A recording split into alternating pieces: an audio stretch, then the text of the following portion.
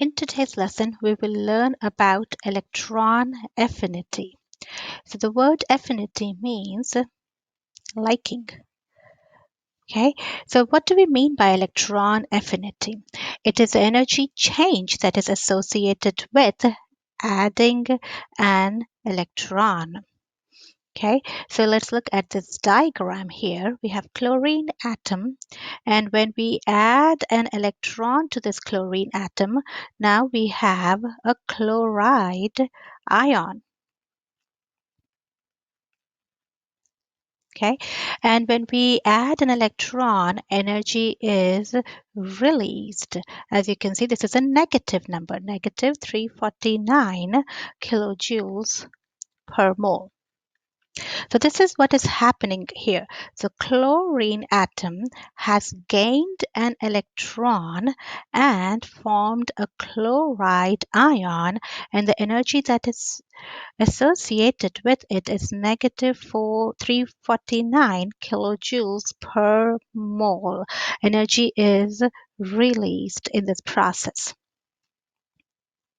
Okay, now we can compare electron affinity to ionization energy. And let's do that. Okay, so ionization energy is the energy that is required to remove an electron. So if we start with lithium, lithium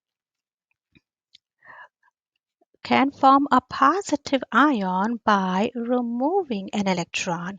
And in this case, energy associated with it would be a positive number, a positive number. So as you can see, this ionization energy and electron affinity are opposite to each other. Let's look at the trends in electron affinity. So it is easiest to add an electron to group 7a or 17 or halogens.